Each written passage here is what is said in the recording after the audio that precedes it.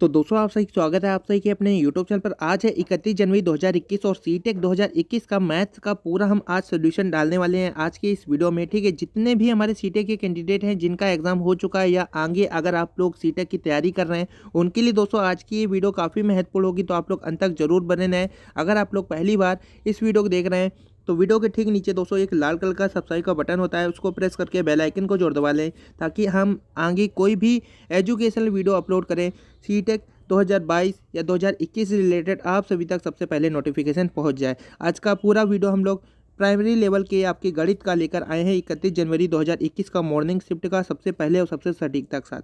चलिए दोस्तों आज की इस वीडियो को हम लोग स्टार्ट करते हैं। आप लोग एक काम करेंगे, इस वीडियो को लाइक करके एक बार शेयर कर देंगे उन सभी कैंडिडेटों के पास जो सीटेक का एग्जाम आगे देने जा रहे हो। ठीक है, चलिए दोस्तों आज की वीडियो को हम लोग स्टार्ट करते हैं। काफ़ी महत्वपूर्ण वीडियो होगी, तो आप लोग अंत तक जरूर देखें इस वीडियो को। और दोस्तों हमने पहले भी आपको वीडियो प्रोवाइड की है, ठीक है, उसमें भी हमने आपको एक निर्देश दिया है कि अगर आप लोग सीटेक का एग्ज़ाम देने जा रहे हैं तो कोविड-19 के कारण काफ़ी सारे जो इंस्ट्रक्शंस है इस बार बदले गए हैं, तो आप लोग इनको ज़रूर पढ़ें। ठीक है, आप लोगों को थोड़ा टाइम दिया जाता है परीक्षा स्टार्ट होने से पहले, वो इसीलिए दिया जाता है कि परीक्षार्थियों के लिए जो इम्पोर्टेंट इंस्ट्रक्शंस हैं ये आप लोग ज़रूर पढ़ें, जरूरी दिशा निर्देश। ठीक है, ये आप लोगों को यहाँ पे टाइम मिलता है एक्स्ट्रा, तो इसको दोस्तों आप लोग वेस्ट ना करें। काफ़ी सारे कैंडिडेट दोस्तों ये गलती करते हैं कि जो पहला जो फ्रंट पेज होता है ना, ये दोस्तों सील के ऊपर ही होता है ये, तो ये पढ़ते ही नहीं। तो दोस्तों आप लोगों को ऐसा नहीं करना है, इसको पढ़ना ही पढ़ना है। दिशा निर्देश इसीलिए दिए हैं कि आप लोग पढ़ें। अगर इसका कोई मतलब ही नहीं होता तो यहाँ पे दोस्तों ये पेज भी यहाँ पे ब्लैंक होता, सीधा आपको पेपर से स्टार्ट होती। ठीक है, तो ये इसीलिए दिया रहता है कि आप लोग इसको पढ़ें और सावधानी बरतें। अगर क्योंकि सीटेक के हमने कई सारे ऐसे केसेस देखे, कई सारे कैंडिडेट हमारे पास ऐसे भी हैं कि दोस्तों वो सही से नहीं पढ़ते हैं इंस्ट्रक्शंस को और कुछ ना कुछ गलती करके आ जाते हैं पेपर में। तो आपको ऐसा नहीं करना है, इसको अच्छे से पढ़ना है। ठीक है, आपको जैसे ही इसको पढ़ेंगे पूरा आप लोगों को अच्छे से पढ़ लेना है। इसके बाद दोस्तों जैसा कि आप लोगों को पता ही होगा 5 भागों में ये पेपर विभाजित है। आज हम सेकंड भाग का सोल्यूशन लेकर आए हैं, प्रश्न नंबर 31 से लेकर 60 तक की। ठीक है, तो सीधा हम लोग अब सोल्यूशन की ओर बढ़ते हैं क्योंकि ज़्यादा टाइम वेस्ट करना आप लोगों का भी सही नहीं है। और दोस्तों जैसा कि आप लोग जानते हैं 2 भागों में आपका पेपर डिवाइडेड है। ठीक है, एक आप मतलब कि जो आपका पेपर है वो मल्टी लैंग्वेज 2 में है, एक तो इंग्लिश का हो गया, एक ये इधर साइड ये इंग्लिश चल रहा है। ठीक है, और इधर साइड ये आपका हिंदी चल रहा है। हम हिंदी वाला पढ़ देते हैं और इंग्लिश वाले के लिए आप लोग सोल्यूशन हम डाल देंगे। इसका भी आपको वीडियो के ठीक आधे घंटे बाद हम लोग आपको लिंक प्रोवाइड करा देंगे। ठीक है, तो आप लोग उसका भी सोल्यूशन दे सकते हैं। पहला जो क्वेश्चन है कि प्राथमिक कक्षाओं में बच्चे गणित में क्या सीखते हैं, इसके आकलन का ध्यान किस पर नहीं होना चाहिए। तो हम सीधा आंसर आपको बताते हैं। ठीक है, सीधा हम आपको आंसर बताते हैं। इसका जो राइट आंसर वो है आपका तीसरा नंबर, गणित की समस्याओं का जवाब देने में सटीकता। ठीक है, गणित की समस्याओं का जवाब देने में सटीकता, इसका राइट आंसर सही है। ठीक है, प्राथमिक कक्षाओं में बच्चे गणित में क्या सीखते हैं, तो इसका राइट आंसर क्या है, गणित की समस्याओं का जवाब देने में सटीकता सीखते हैं। ठीक है, अगला क्वेश्चन है प्रारंभिक कक्षाओं में एक गणितीय अवधारणा के विकास में निम्नलिखित निर्देशों का अनुक्रम किस प्रकार किया जाना चाहिए। तो दोस्तों पहला ऑप्शन तो हम राइट ऑप्शन से आपको बताते हैं। ठीक है, इसका ऑप्शन नंबर दूसरा यानी कि प्रतीकात्मक प्रतिनिधित्व का उपयोग करना। ठीक है, इसका यही राइट आंसर है। ठीक है, प्रतीकात्मक प्रतिनिधित्व का उपयोग करना इसका सही उत्तर है। ठीक है, हम जल्दी जल्दी आप लोगों को करा देते हैं और आपको बता दें यहाँ पे सॉरी दोस्तों यहाँ पे आपको बता दें यहाँ पे ये ऑप्शन दिए गए। ठीक है, और इसका जो राइट आंसर है उसका आपका दूसरा नंबर, तीसरा चौथा और पहला दूसरा, तीसरा चौथा पहला दूसरा, ये आपका क्रम से लगाना था। ठीक है, सभी के सभी सही है लेकिन दोस्तों यहाँ पे आपको क्रम लगाना था। तो इसका जो राइट आंसर है तीसरा यानी कि अनुभव प्राप्त करना, इसके बाद चौथा भाषा के माध्यम में समझाना। ठीक है, इसके बाद आपका पहला चित्र बनाना, इसके बाद है दूसरा प्रतीकात्मक प्रतिनिधित्व का उपयोग करना। ठीक है, ये आपका पैटर्न है। इसके बाद जो अगला क्वेश्चन है कि एक बच्चे ने नीचे दिखाए अनुसार 2 संख्याएं घटाई हैं। ठीक है, तो ये आपका 83 में से 27 गया, तो इसने क्या कर दिया है कि 7 में से 3 को घटा दिया तो 4 और 8 में से 2 घटाया तो 6। ठीक है, इसने यानी कि इसको इसमें से कौन सा ऑप्शन इसका सही है, बच्चे को घटाव की प्रक्रिया में स्थानीय मान के बारे में गलत धारणाएं, पहला ऑप्शन। दूसरा है आपका कि बच्चा नहीं जानता है कि कैसे घटाना है। ठीक है, तीसरा ऑप्शन है आपका कि बच्चा जो है 2 अंकों वाली संख्याओं के घटाव की प्रक्रिया जानता है। ठीक है, और चौथा है आपका यह एक गलती है और इसे बार बार अभ्यास करके सुधारा जा सकता है।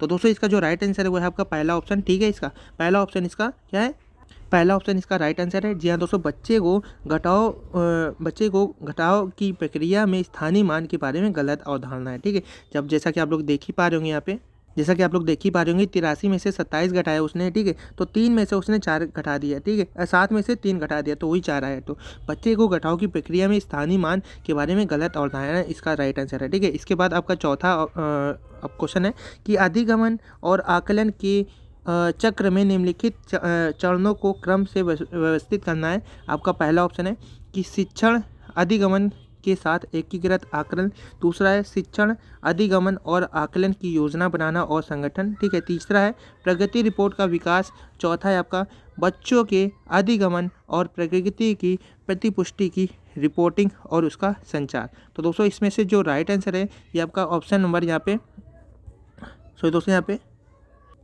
तो दोस्तों का ऑप्शन नंबर पहला ही इसका सही है, ठीक है। दूसरा, पहला, तीसरा, चौथा ये क्रम बनेगा, ठीक है। दूसरा यानी कि शिक्षण अधिगमन और आकलन की योजना बनाना और संगठन करना, इसके बाद शिक्षण अधिगमन के साथ एकीकृत आकलन, इसके बाद आपका तीसरा प्रगति रिपोर्ट का विकास, चौथा है बच्चों के अधिगमन और प्रगति की प्रतिपुष्टि की रिपोर्टिंग और उसका संचार, ठीक है। ये ऑप्शन नंबर पहला ही इसका क्या था, सही था। अगला क्वेश्चन है रोमन अंकों का उपयोग आमतौर पर हिंदू अरबी अंकों जैसी संख्याओं के लेखन में क्यों नहीं किया जाता है, ठीक है। इसका आपको राइट आंसर बताना था, तो आपको बताते हैं इसका आपका पहला ही ऑप्शन सही है। रोमन अंक स्थानीय मान का नियोजन नहीं करते, इसलिए इन अंकों का उपयोग करके गणना करना बहुत ही ज़्यादा मुश्किल होता है, ठीक है। इसका ऑप्शन नंबर पहला ही यहाँ पे क्या था, सही उत्तर था, ठीक है। ऑप्शन नंबर पहला इसका क्या था, सही उत्तर था। अगला क्वेश्चन है एक शिक्षक अपनी कक्षा में बच्चों को उनके परिवेश में मौजूद वस्तुओं के भौतिक गुणों को अपने शब्दों से समझाने के लिए प्रोत्साहित करता है, ठीक है। अपने छात्रों के साथ ऐसी गतिविधि करने के पीछे शिक्षक का सबसे उचित उद्देश्य क्या है। तो दोस्तों इसका जो राइट आंसर है ये है आपका तीसरा नंबर इसका राइट आंसर है। इसका यह बच्चों को अनौपचारिक रूप से किसी वस्तु के भौतिक गुणों का निरीक्षण करने का अवसर देता है जो आकारों के बारे में उनकी समझ को गहन बनाता है, ठीक है। इसका ऑप्शन नंबर तीसरा इसका क्या है, सही उत्तर है, ठीक है। अगला क्वेश्चन है कि अशिक्षित दुकानदार द्वारा उपयोग किए जाने वाले गणित है। तो आपको इसका जो राइट आंसर बताना है, तो आपको बता दें इसका राइट आंसर क्या है। इसका राइट आंसर अशिक्षित दुकानदार द्वारा उपयोग किए जाने वाले गणित है। ऑप्शन नंबर चौथा यहाँ पे सही इसका उत्तर है कि संबंधित समस्याओं को हल करने में वैकल्पिक रणनीति के रूप में कक्षाओं में शिक्षकों द्वारा चर्चा की जानी चाहिए, ठीक है। इसका राइट आंसर चौथा ही इसका सही उत्तर है, ठीक है। चौथा इसका क्या है, सही उत्तर है। अगला क्वेश्चन है एक शिक्षक को गणित कक्षा में बच्चों के एक विषम समूह को कैसे संभालना चाहिए। तो दोस्तों इसका जो राइट आंसर है ये आपका क्या है, तीसरा नंबर यहाँ पे इसका राइट आंसर है। अलग अलग क्षमताओं वाले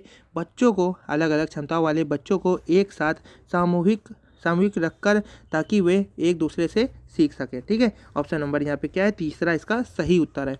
अगला क्वेश्चन है आपका कि गणित में सीखने के प्रतिफल इसलिए विकसित किए गए हैं ताकि 39वें का जो आपका राइट आंसर है 39 का जो गणित में सीखने के लिए प्रतिफल इसलिए विकसित किए गए हैं ताकि यहाँ पे बच्चों द्वारा हासिल की जाने वाली कक्षावार दक्षता और कौशल की को परिभाषित किया जाए, ठीक है। ऑप्शन नंबर तीसरा यहाँ पे सही है, बच्चों द्वारा हासिल की जाने वाली कक्षावार दक्षता और कौशल को परिभाषित किया जाए। इसका ऑप्शन नंबर क्या था, तीसरा सही था, ठीक है। इसी प्रकार से अगला क्वेश्चन था आपका 40वां, निम्नलिखित में से कक्षा में हो रहा कौन सा कार्य एक गतिविधि है, ठीक है। इनमें से कौन सा कार्य एक गतिविधि है। तो दोस्तों इसका जो राइट आंसर था वो आपका था चौथा नंबर, बच्चों का अन्वेषण में लगना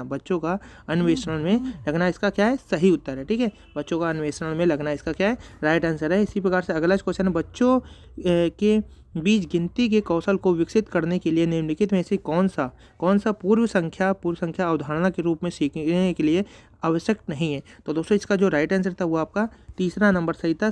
आपका संख्या नाम या यादृच्छित रूप से पढ़ना, ठीक है। संख्या नाम यादृच्छित रूप से पढ़ना इसका सही उत्तर था।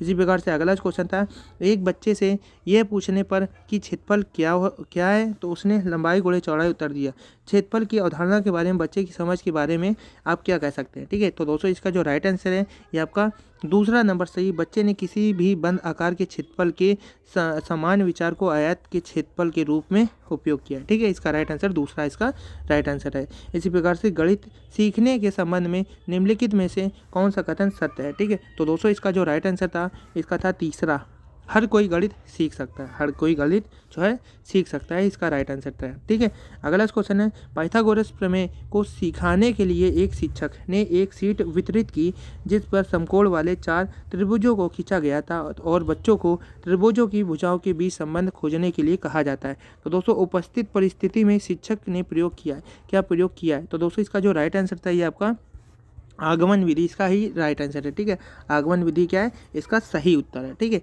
और हमने अधिकतर क्वेश्चन करवा दिए आपको, ये आपका लास्ट है। ठीक है, और निम्नलिखित में से कौन सा कथन संकल्पना मानचित्र के बारे में सत्य नहीं है? तो दोस्तों इसका जो राइट आंसर था ये आपका दूसरा ही सही था। ठीक है, संकल्पना मानचित्र केवल शिक्षकों द्वारा बनाया जाना चाहिए।